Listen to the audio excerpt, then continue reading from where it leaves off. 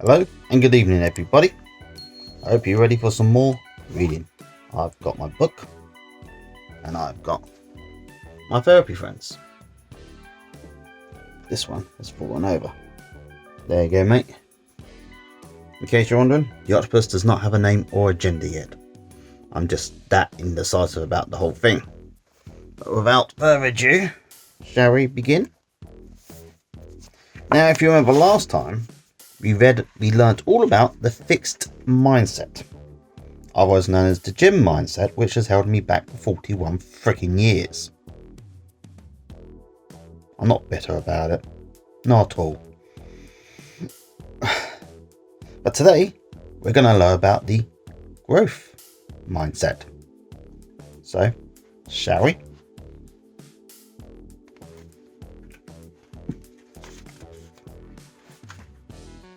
Okay, yep, that's good.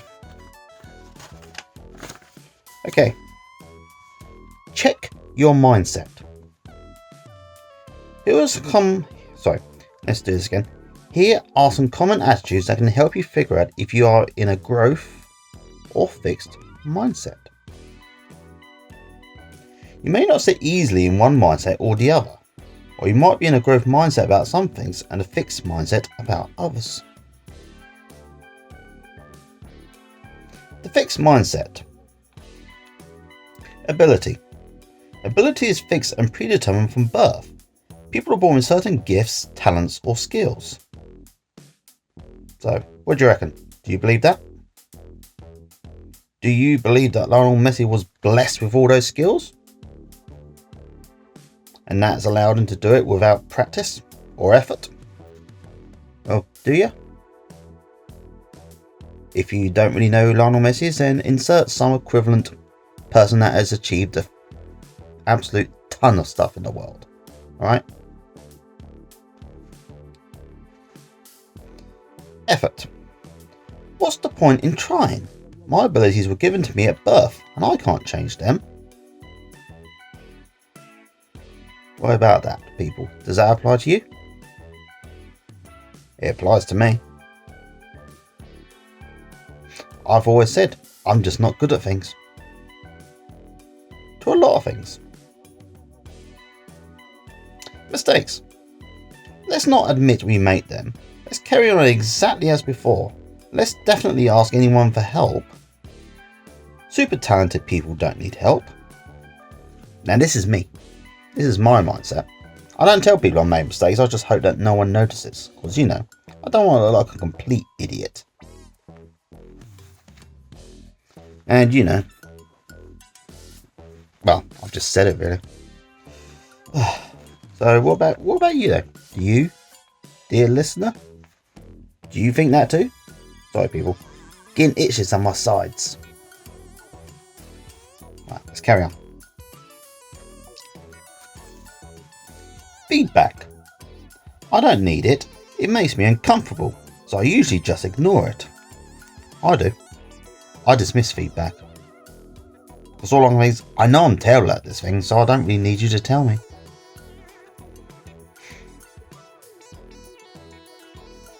Challenges. I don't like challenges and usually avoid them at all costs. I don't want to look stupid, so what happens if I try something and get it wrong? What if I lose? I'm better off just not taking part at all. It's alright people, I don't feel targeted. Even though most of these pretty much describe me to a T, I don't feel targeted at all. Not at all. Other people's successes. I get jealous of other people's achievements. And I also get a bit defensive as I assume I'm not good at them. I don't think I need to tell you that again is me. I really don't. Result. If, however, like me, and you said yes to pretty much all of those, then you are kid average. Maybe I'll dig a hole to Australia from suburban Reading for the rest of my life. You're going to have to do some twisting there, because Reading will not get you to Australia. Get you closer to New Zealand, if anything.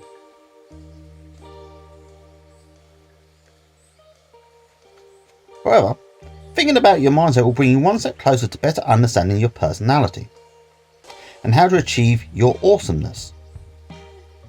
Think about that. Now let's read about the growth mindset, shall we? Now tell me if any of these apply to you. Ability. Ability can be changed with practice. Talents, gifts and skills can be developed. Now, this is not my mindset, but as I've been reading this book, it's true when you think about it. Because I do believe that some people are gifted, but being gifted does not mean that you're automatically good. It just means you got a bit of a head start on things. It's like a sports star, as I mentioned earlier, Lionel Messi, who I think most of us have probably heard of. If you haven't, go wiki him. He's achieved like an absolute ton of stuff. I suppose you could say the same thing about trying to think of sports stars in other sports. I don't really know. No, I can't think of any. You know what? Doesn't matter. Anyway, the point is, even though this person, Lionel Messi, was born with talent, he still had to work at it.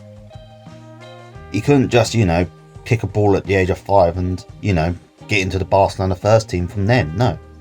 He has to spend years and years, with top coaches and facilities honing his skills. The point is that no matter how talented you are at something, you can't just be talented and leave it at that. You've got to keep going at it and going and practicing again and again. And only then will you achieve true skill. Effort. It makes sense to have a go at anything. Putting effort in is the only way to get better at stuff. Again, true. It's not my way of thinking most of the time, although it should be. Mistakes. Mistakes happen. They're nothing to be ashamed of, and they show me exactly what I don't know so that I can work on improving my skills. Again, this isn't the way I think, but this is what I say other people though. Someone else makes a mistake, I'll say this. Mistakes happen. You have nothing to be ashamed of. If I make a mistake, I'll be ashamed. I'll hide it from the world. But if anyone else does it, I'll be like, no, don't worry about it. It happens. If anything, it allows you to get better in the future. Feedback. I appreciate feedback unless I know where I'm going wrong. Unless I know where I'm going wrong, I'll never be able to improve. Very true. Challenges. I welcome a challenge. Bring it on. Trying new things is the only way to learn. I don't mind if I don't get it right first time. That's fine, I'll get it next time, or the time after that. Other people's successes. I always try to find out how others achieve their goals. What did they do? How can I do the same as them to achieve success? Well, did any of those resonate with you? If so, you could be Kid Awesome. Look out world, I'm coming, and I'm going to work as hard as I can to be the best me I can be. Now, what have you learned? I've learned that I'm an absolute flaming hypocrite. But if I'm being honest with you, I knew that already. I knew that. But if you are listening, let me know how you done on this. Would you say you're kid average? Or are you more Kid Awesome?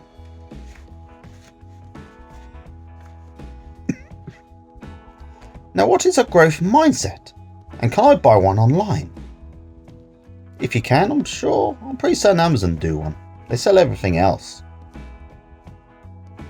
The bad news is that you can't order a growth mindset online to be delivered with an order of garlic bread on the side. But that would be handy and nice. Really would. A growth mindset is to believe that your ability is not fixed. You're not handed out a fixed pot of brilliance at birth. That might only be half full in some cases. Instead, you can grow and change your ability with practice, with determination, with effort. Once you believe that opportunity, remember back to the table in the garage, or car hold if you're American, and dedicated practice, if you remember, the author of this book wanted to smash his brother at table tennis, that is, not literally.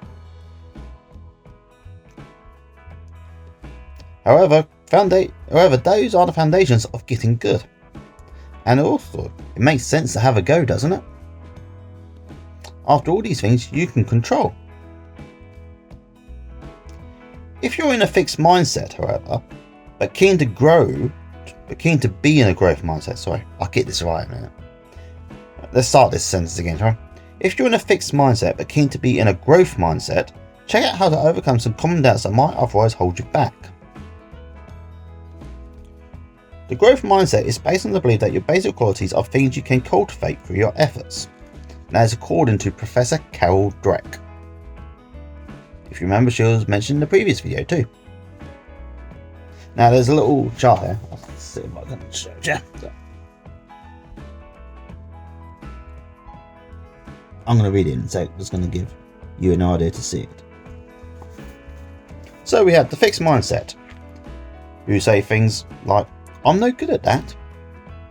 I'm so stupid. She's a genius. I've got no coordination for sports. I give up. It's too hard. I have messed this up. Now the growth mindset, however, says things like, I'm no good at that yet, but I can be much better if I try. I just haven't done enough practice yet. Wonder what practice she's doing. Maybe I could try to follow her example. I need to find someone to practice with me and show me the skills. What can I do differently? This might take me a while and I might need to ask for some help. It doesn't matter if I've made a mistake. What can I learn from this?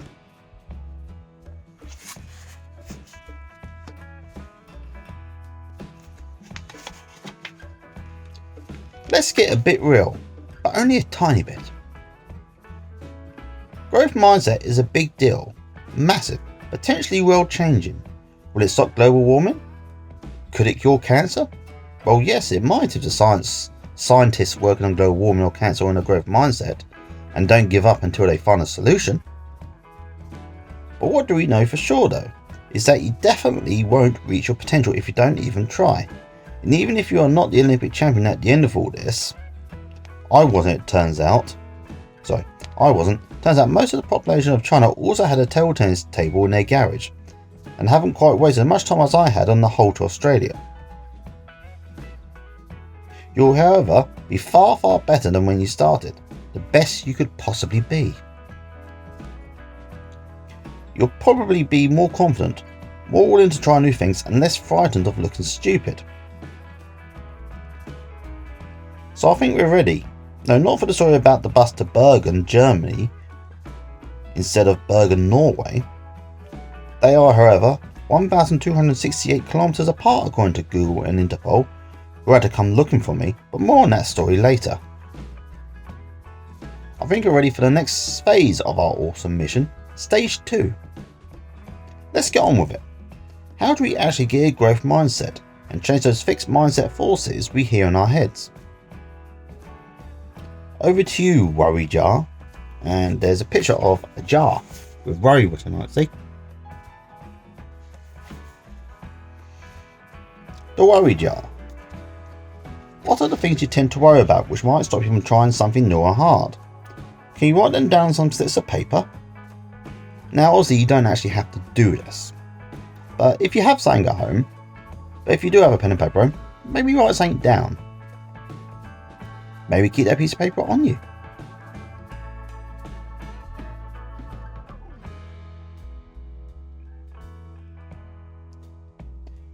The book, however, is telling you to put the slips in a worry jar. You may not have a jar, so maybe just make a little piece of paper and store it in your phone. Like I do with the, remember the 5 good things about myself I wrote down? Something like that, just something small that you can keep on you. So you can think about them. Or somewhere safe in your home, where you won't forget that where they are.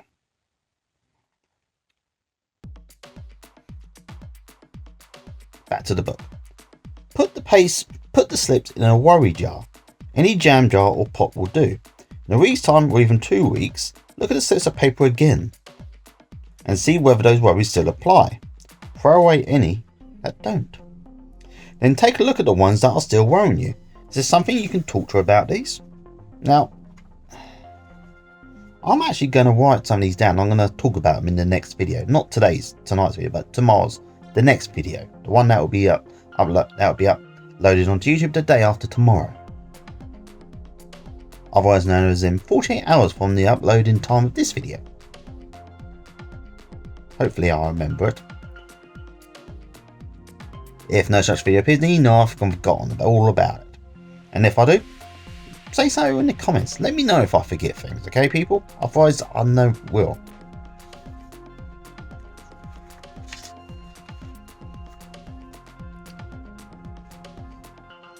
Chapter 3. Your fantastic, elastic and plastic brain. Here are some weird facts about your brain. One weird fact is that I can't actually ever type the word brain without making a mistake. I type Brian and have to correct it every single time. And who is Brian anyway? I don't know anyone called Brian. Do you? But back to the point. Your brain is more than 70% water. Being dehydrated affects your concentration and memory. Now I'm going to test for this because I've been drinking more water lately. I mean, well, for the last year or so, and I feel my brain power slightly doing better. Not brilliantly, but better. Your brain has about 100 billion neurons. I'll be honest with you people, I don't know what a neuron is. But apparently I've got about 100 billion of them. There are around 100,000 miles of blood vessels in your brain. If you entangle them all, they stretch nearly halfway to the moon. I wouldn't do that, people, because if you do it to yourself, you won't be able to watch any more videos. If you do it to someone else, you'll probably be doing life in prison. They'll be making true crime documentaries about you as well. The average person has about 60,000 thoughts for every day. Okay. Your brain produces enough electricity to power a small light bulb. Okay. Interesting. If I remember right, I think that was the plot point to the Matrix, wasn't it? The robots were using our electricity to power everything. Although it was about 25 years ago when I saw the Matrix, so I could be wrong on that. If anyone watching was involved in that film, let me know.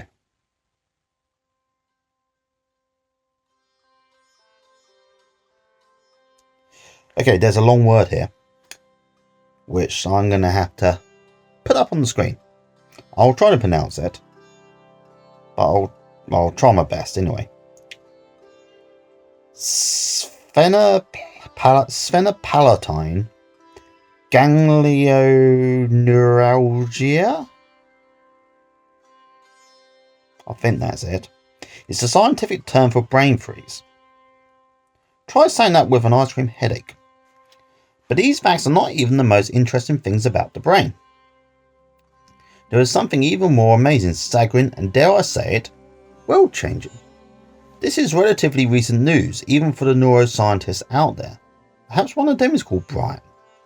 So we really are at the cutting edge of science here. Fact is, you can actually train your brain.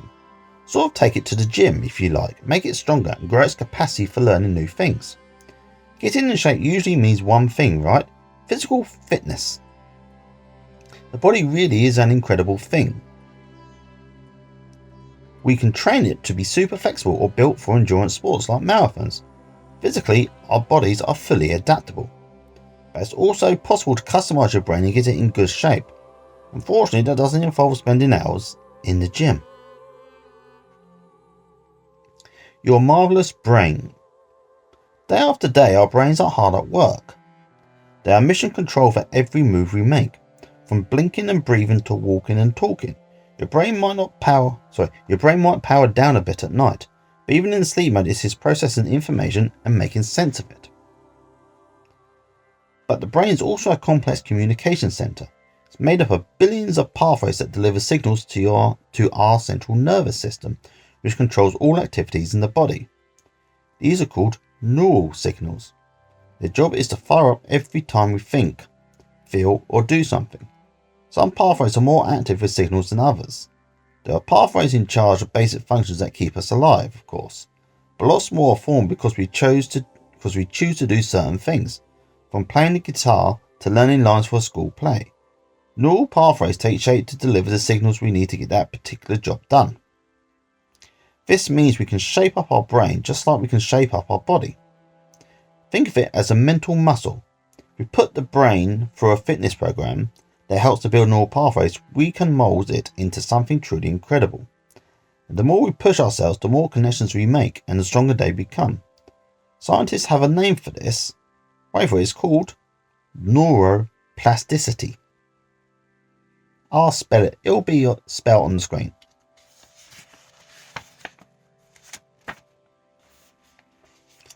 Get connected. As well as being a table tennis player, I'm a writer and journalist. I've been doing it for a long time. When I started writing, my table tennis pathways were still very active. My chop loop shot across the table was pretty awesome. My 1200 word article on the local football match, not so much. But over time I've developed my writing skills. My brain, darn it again, has adapted. I write better and faster. I find the best words quicker and put them together more effectively. The more I practice writing, the more connections I've grown to make me better at it. Sadly though, my killer spin serve is not what it used to be. But that's the thing with these pesky little neural connections. You have to use them or you lose them. They're fickle little things. They don't hang around if you're not paying them any attention. The more you practice, the more they grow. If you stop practicing, they're off. Gone. Sayonara, au revoir. Start from scratchville. Think of taking a walk in a forest that no one has ever travelled through before. First time you try will be pretty tricky. You probably won't leave much of a trail behind you and the plants will grow back quickly in your wake. But if you keep walking the same route day in day out, then eventually you'll create a path, making it easier to walk through the forest next time. Neural connections are the same, so the more you practice maths questions, or skateboarding tricks, or level 53 of Minecraft, the stronger the connections become, making it easier the next time you try. Continuous effort, not strength or intelligence, is the key to unlocking our potential. Now those are the words of Winston Churchill, former British Prime Minister.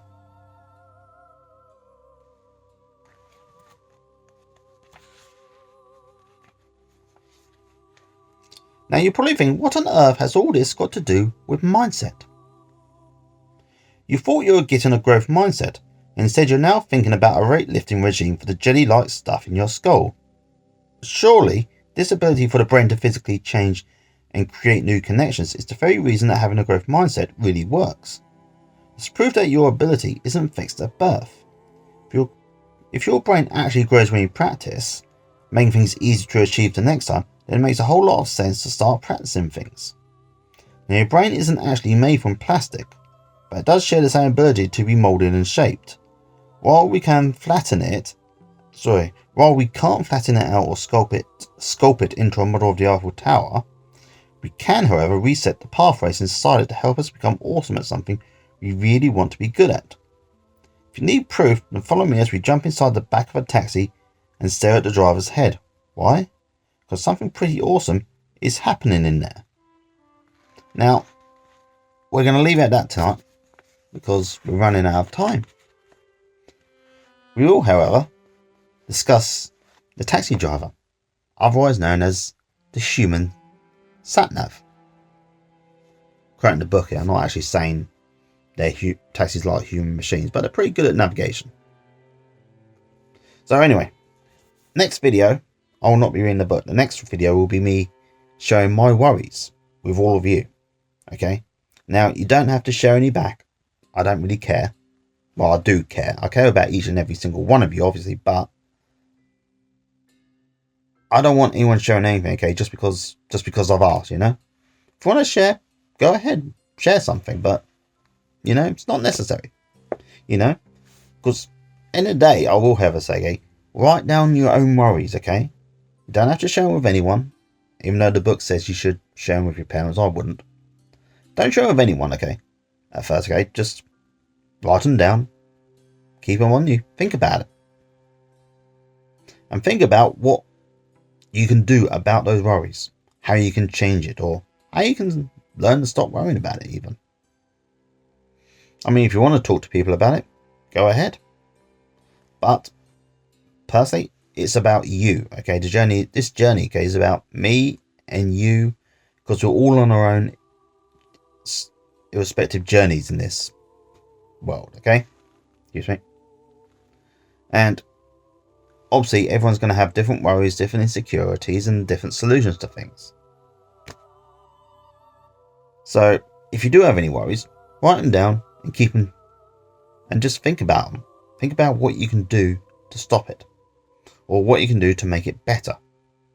Of course, if you want to share, that would be nice, but you don't have to. None of it is mandatory, because I can't force you to do anything. What I want is for you all to be happy and better people, you know? I want everyone here to reach their full potential. Not just me, but all of you too. Okay, so I'm going to leave it there before I tie myself up in words, because I'm doing that now. And there is a chance I may just say something that could get me cancelled in 30 years' time. So I'm going to leave it. So until next time, hope that every single one of you continues to take care of yourself. And until next time, bye.